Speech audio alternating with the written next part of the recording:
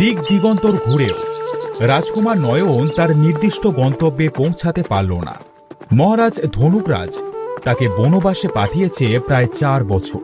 তার আদেশ অনুযায়ী বরফরাজ বিচূর্ণ বিকটের কাছ থেকে নীলখণ্ড গরু এনে না দেওয়া পর্যন্ত তার বনবাস শেষ হবে না। সেই গরু খুঁজতে খুঁজতে রাজকুমার আজ পথে। তোমরা কি জানো কোন অপরাধের জন্য রাজকুমার আজ বনবাসে? চলো দেখে আসি সেই দিনের ঘটনা। বন্ধু মতি, বলো কোন আমটায় নিশানা লাগাবো এবার? বন্ধু নয়ন, তুমি না, এবার আমি নিশানা লাগাবো। দেখি আমি কতটুকু পারি, তুমি আমায় নিশানা দাও।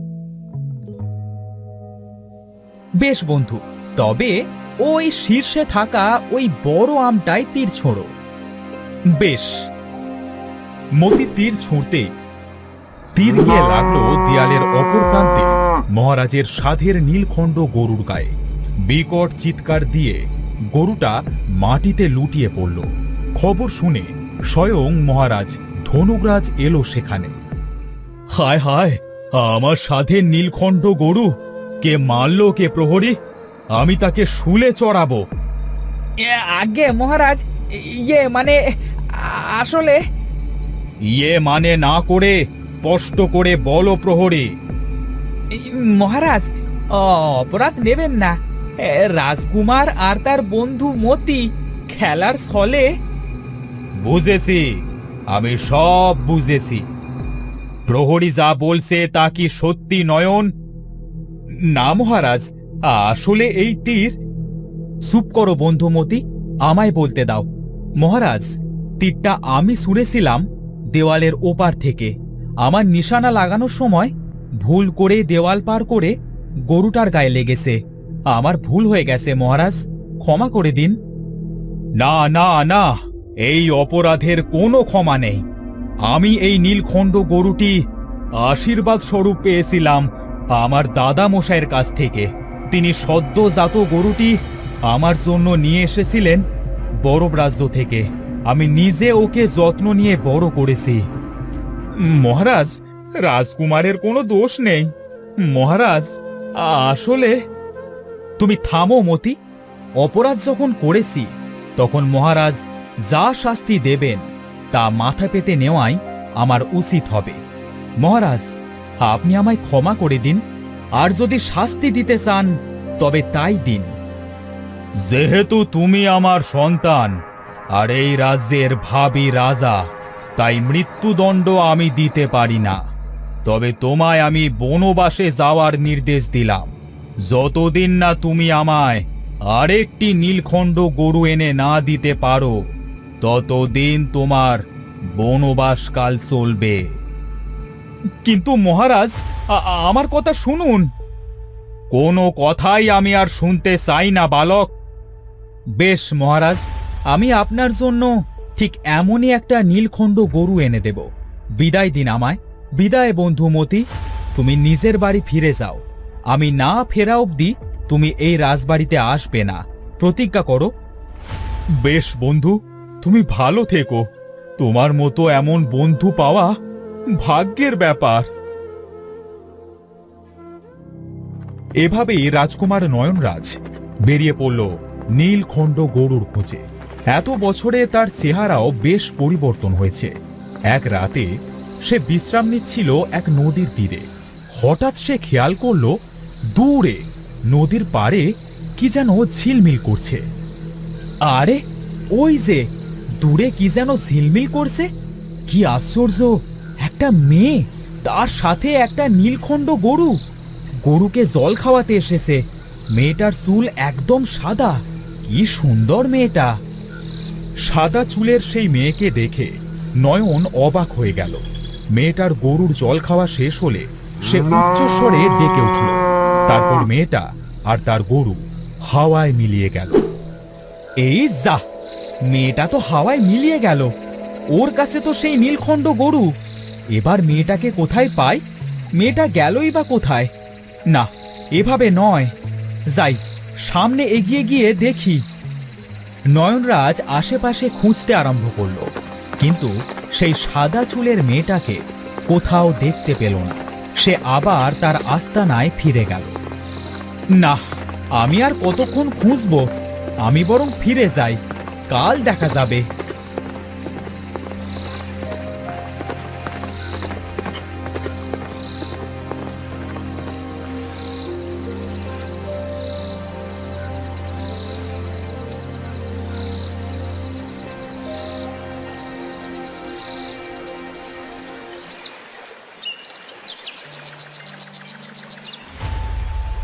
পরদিন সকালে নয়ন আবার খুঁজতে শুরু করলো। খুঁজতে খুঁজতে তার পায়ের নিচে হঠাৎ একটা কিছু বাঁধলো। আহ, এটা কি ফুটলো পায়ে? নিশ্চয়ই কোনো গাছের হবে। এ কি? এটা তো একটা মুখ, তো বেশ ঠান্ডা, দেখে তো মনে হচ্ছে বরফ দিয়ে তৈরি, তবে সাধারণ কোনো বরফ না। কিন্তু এটা এখানে এলো কিভাবে? মুক্ত হাতে নিয়ে নয়ন চারপাশে আবার খুঁজতে শুরু করলো। খুঁজতে খুঁজতে অবশেষে একটা ছোট্ট কুঁড়ে ঘর দেখতে পেল। সেই ঘরের বাইরে সেই কাল রাতের গরুটা বাঁধা ছিল। নয়ন সাহস করে এগিয়ে গেল। ওই তো কাল রাতের সেই গরুটা, এটা এখানে বাঁধা। তবে নিশ্চয়ই সেই মেয়েটাও এখানে আসে। নয়ন জানলা দিয়ে উঁকি মারতেই দেখল কালকের সেই সাদা চুলো মেয়েটা বসে আছে। সে কাঁদছে। এইসব কি হচ্ছে আমার সাথে? কেন হচ্ছে? আমি আমি এবার কি করব? কি হয়েছে তোমার? কাঁদছো কেন তুমি?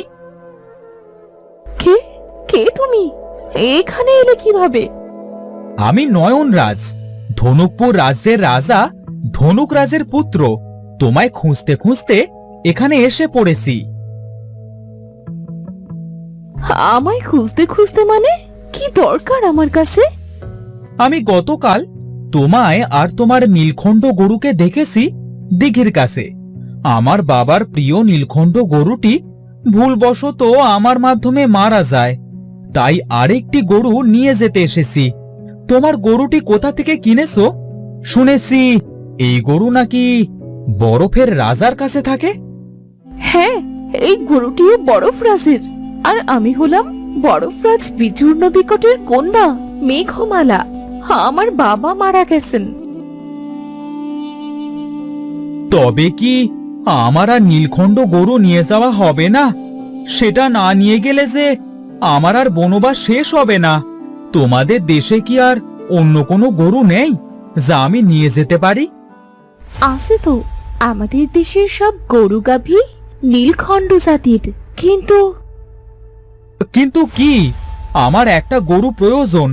চলো তোমাদের দেশে। সেটাই তো সমস্যা। আমি খেলার ছলে আমার গরুটা নিয়ে বের হয়েছিলাম রাজ্য থেকে। এখন আর পথ খুঁজে পাচ্ছি না। আমাদের দেশ মায়া দিয়ে তৈরি।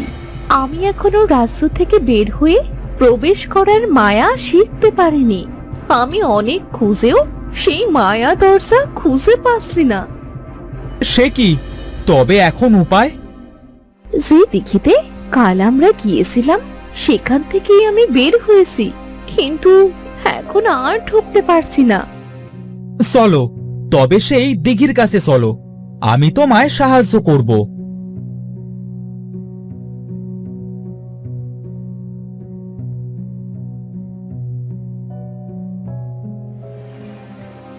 নয়ন আর মেঘ গেল সেই দিঘির কাছে।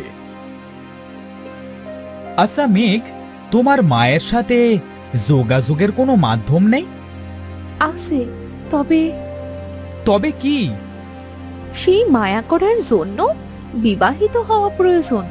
স্ত্রী এবং স্বামীর রক্ত এই দিঘিতে পড়লে তাদের একটি ইচ্ছে পূরণ হয়, আর সেই ইচ্ছের মাধ্যমে সে কারোর সাথে যোগাযোগ করা সম্ভব। কিন্তু আমি তো অবিবাহিতা। তবে আমার কাছে একটি পথ আছে। কি সেই পথ? তুমি চাইলে আমি তোমায় বিয়ে করতে পারি মেঘ। আমি তোমায় দেখা মাত্রই ভালোবেসে ফেলেছিলাম। তুমি কি চাও আমায় বিয়ে করতে? কিন্তু কুমার, এটা করা কি ঠিক হবে কারো অনুমতি না নিয়ে? সকলের সাথে যোগাযোগের পর আমরা বুঝিয়ে বললে তারা নিশ্চয়ই বুঝবেন। বেশ, তবে আমি বিয়ে করতে প্রস্তুত।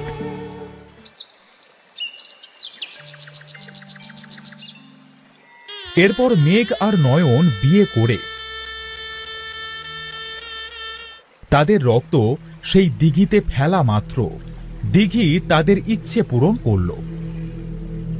এতদিন পর মেঘকে পেয়ে তার পরিবার খুব খুশি হল। অবশেষে একটি নীলখণ্ড গরু আর রাজকন্যা মেঘমালাকে নিয়ে নয়ন বাড়ি ফিরল। মহারাজ মতির মুখ থেকে সকল সত্যি শুনে নিজের ভুল বুঝতে পারল আর নয়নরাজের কাছে ক্ষমা চেয়ে তাদের আপন করে নিল। এরপর নয়নরাজের অভিষেক হল রাজা পদে।